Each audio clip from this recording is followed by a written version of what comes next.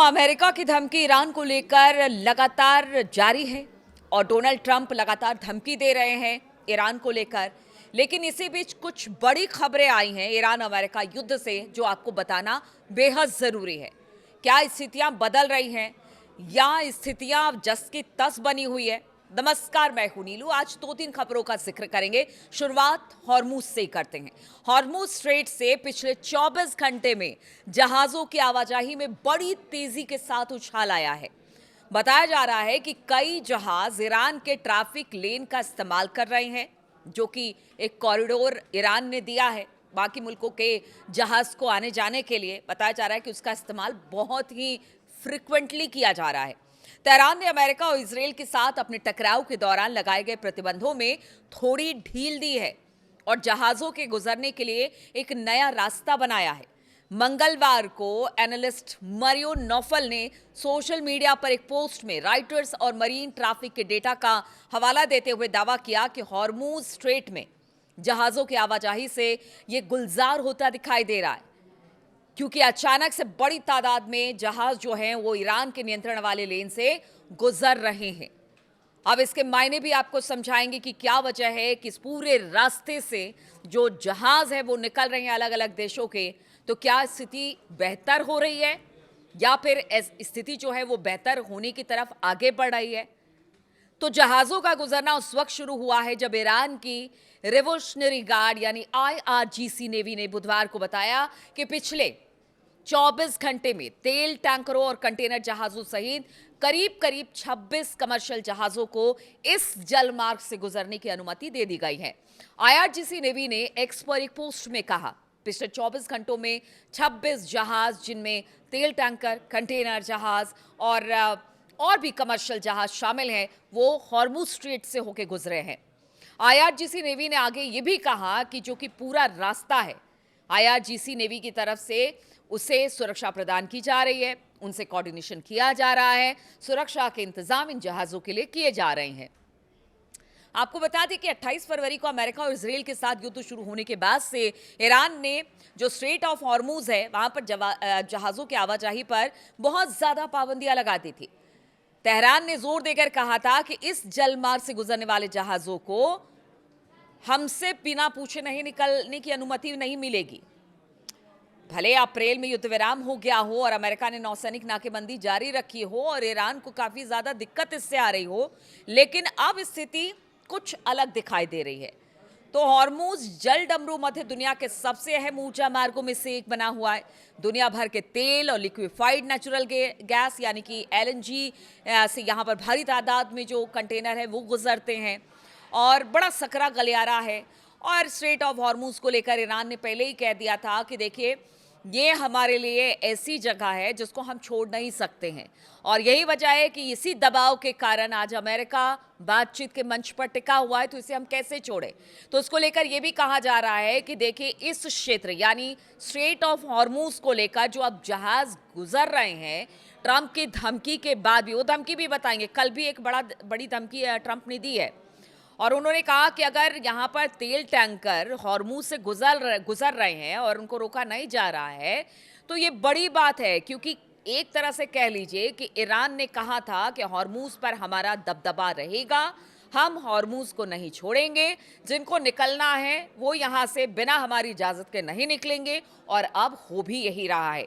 IRGC का कहना है कि हमने सुरक्षा दे दी है, हम वहां पर पूरे इंतजाम कर रहे हैं, हमने एक नया कॉरिडोर बना दिया है, अब जो जहाज उनके बात को मान रहे हैं वहां से निकल रहे हैं। यानी पूरी तरह से अब हॉर्मुज पर कहा यह जा रहा है कि ईरान का कब्जा हो गया है।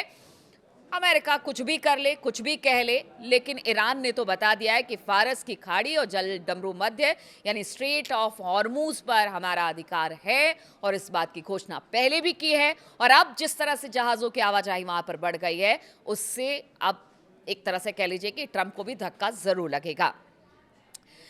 देखिए, आपको बता दें कि दुनिया के सबसे व्यस्त समुद्री मार्गों में से एक है, जहां पर पूरी तरह से नियंत्रण मजबूत करने के लिए तेहरान लगातार संकेत देता रहा है, और वो संकेत अब मिल भी रहा है जिस तरह से वहां से जहाजों की आवाजाही हो रही है। अब इसी बीच कल ट्रंप का बयान आपने सुना। देखिए, अब ट्रंप बयान इतने कड़े कड़े दे रहे हैं, यहां तक कि कह रहे हैं कि इस हफ्ते के मतलब जैसा नया हफ्ता शुरू होगा इस हफ्ते के बाद, हो सकता है अगर बातचीत नहीं बनी तो हम हमला कर देंगे। एग्जैक्ट बयान ट्रंप का क्या था जो कल उन्होंने दिया? उन्होंने कहा कि हम देखेंगे कि क्या होता है, या तो कोई समझौता होगा या फिर हम कुछ ऐसे कदम उठाएंगे जो थोड़े सख्त होंगे। हालांकि उन्होंने उम्मीद जताई है कि ऐसा नहीं होगा। हम एक मौका ईरान को देंगे क्योंकि मुझे कोई जल्दबाजी नहीं है। हम बहुत सारे लोगों के मारे जाने के बजाय कुछ ही लोगों के मारे जाने को देखना पसंद करेंगे। तो इस तरह के बयान ट्रंप दे रहे हैं, लेकिन इसके बाद भी ईरान पर कोई फर्क नहीं पड़ रहा है।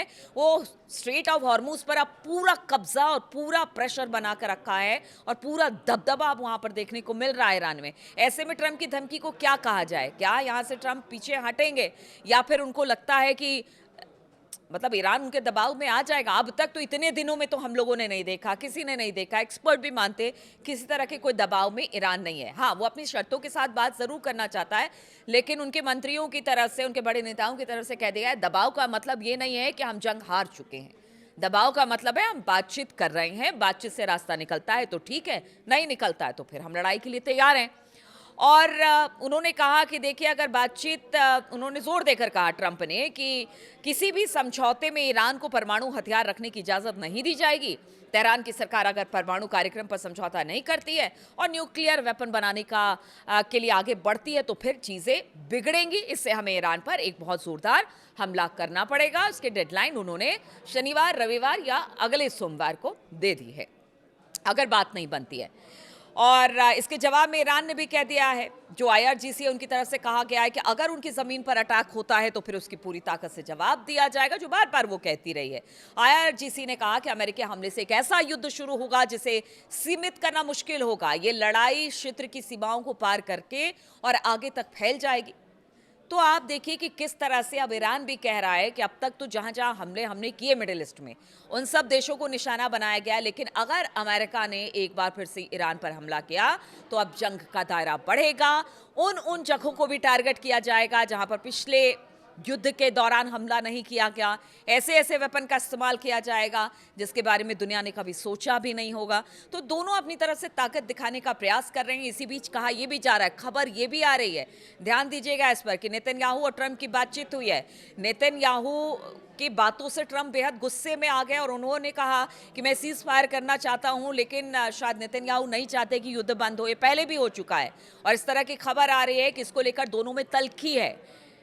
क्योंकि देखिए रूस जा रहा है चीन से मिलने, ट्रंप भी गए थे चीन से मिलने, रुख बहुत चीज़ें का मतलब एक तरह से चीन और रूस ने स्पष्ट कर दिया कि देखिए दादागिरी नहीं चलेगी। ऐसे में अपने ही घर में घिरे हुए हैं, अपने संसद में सवाल पूछे जा रहे हैं, सवालों का जवाब ट्रंप और उनकी सेना के प्रमुख नहीं दे पा रहे हैं।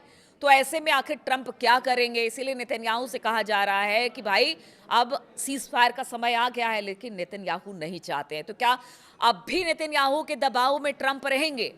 क्योंकि हॉर्मूज पर तो दबदबा ईरान का है, जहाजें गुजर रही हैं, उनके मुताबिक जहाज़ों का आना जाना हो रहा है। ट्रंप कुछ नहीं कर पा रहे हैं, नाकेबंदी करके उन्होंने देख लिया है। बातचीत भी मतलब धमकी भी दे दी है, बातचीत का रुख अभी भी अख्तियार किए हुए हैं ट्रंप, और बार बार कह रहे हैं कि हम हमला नहीं करेंगे क्योंकि मिडिल ईस्ट ने कई देश कह रहे हैं कि हमला मत करो, हम बातचीत करना चाहते हैं, सकारात्मक है बातचीत। जेडी वेंस की तरफ से भी हमने सुना, लेकिन पीट हेगसेथ की बात की जाए वो इसमें ज़रूर पलीता लगाते दिखाई दे रहे हैं। उनका कहना है कि मतलब गन लोड हो चुकी है और बस दागना बाकी है। तो आप सोचिए कि ट्रंप और खुद ट्रंप के जो अधिकारी हैं या जो उनके नेता हैं वो अलग अलग तरीके का बयान दे तो ट्रंप और उनके अधिकारी अलग अलग तरीके का बयान दे रहे हैं, प्रोवोक करने की ईरान को कोशिश कर रहे हैं, लेकिन ईरान बड़े संयम के साथ जो काम उसे करना है वो कर रहा है। और उसने कह दिया है कि देखिए हमला कोई विकल्प नहीं है। चीन ने भी कह दिया, रूस ने भी कह दिया। अब तीन लोग एक तरफ हैं, इधर अमेरिका एक तरफ है, ट्रंप एक तरफ है, उनकी पूरी कहते हैं ना फौज है और उनके नेता हैं, लेकिन उनकी संसद में उनका विरोध हो रहा है। तो अब देखना होगा कि आगे स्थिति क्या बनती है। जो शनिवार, रविवार या सोमवार तक का डेडलाइन दिया है, उसके बाद फिर कोई नया बयान सुन लेंगे ट्रंप का, या फिर लगता है कि अगर बात नहीं ईरान मानता है तो फिर हमला अमेरिका की तरफ से होगा। चलिए इन तमाम खबरों पर हमारी नज़र बनी रहेगी। फिलहाल बहुत बहुत शुक्रिया मेरे साथ जुड़ने के लिए।